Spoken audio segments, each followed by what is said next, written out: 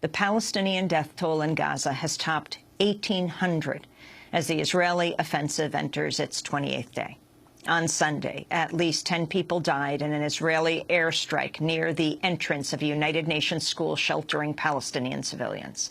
The United States called the incident disgraceful. UN Secretary General Ban Ki-moon called it a moral outrage and a criminal act. 7 UN schools have now been hit since Israel's offensive began. Chris Gunnis is spokesman of the UN Relief and Works Agency for Palestine refugees. There is no evidence whatsoever that there were militants inside the school. There's no evidence that there were militants firing rockets from inside the school. In international law, you have to distinguish between combatants and non-combatants. You have to consider the proportionality. Is the risk of civilians being killed worth it? We'll go to Christopher Gunnis in a moment in Jerusalem. But earlier today, Israel announced a unilateral 7-hour truce in most of the Gaza Strip, except for Rafah.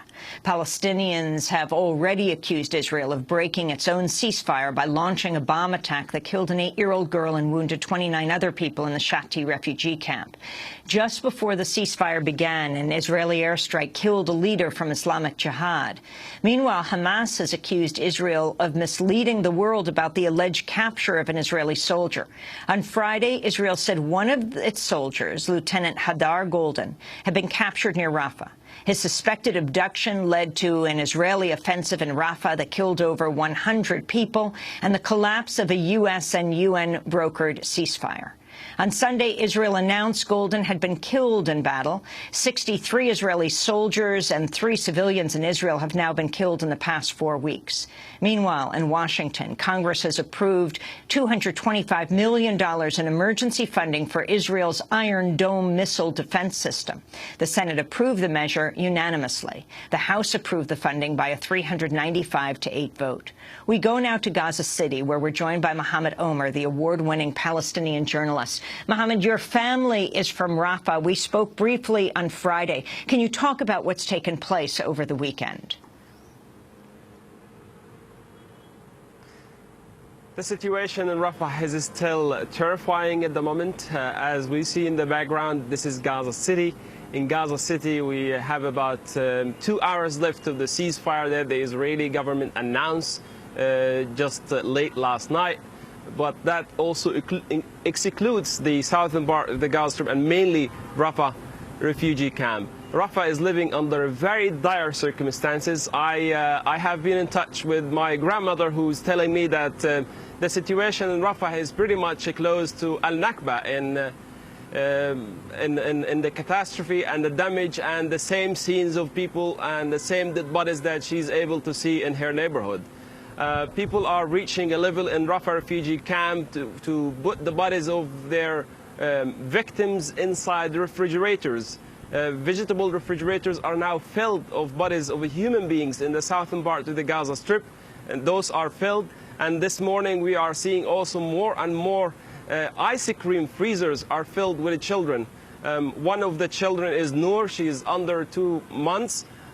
She was just killed by Israeli missile 24 hours ago, and her body is still inside one of these ice cream freezers. The situation in the southern part of the Gaza Strip is rather terrifying, with a lot of people who are injured and still on the ground waiting for ambulances to pick them up.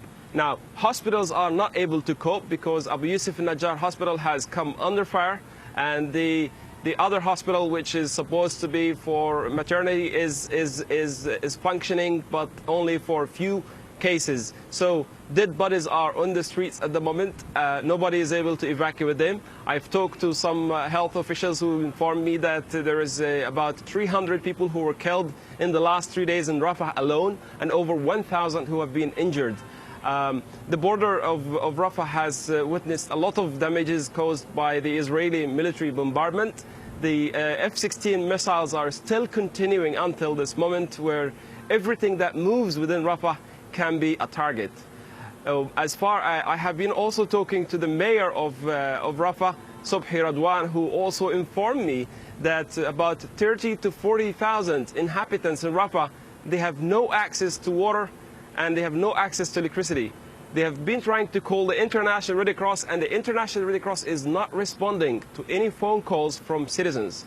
There is a lot of criticism from the local population in Rafah that the International Red Cross is not responding, is not taking phone calls of people, and people are just in a loss of who would they call and turn to in times of a crisis when they need help.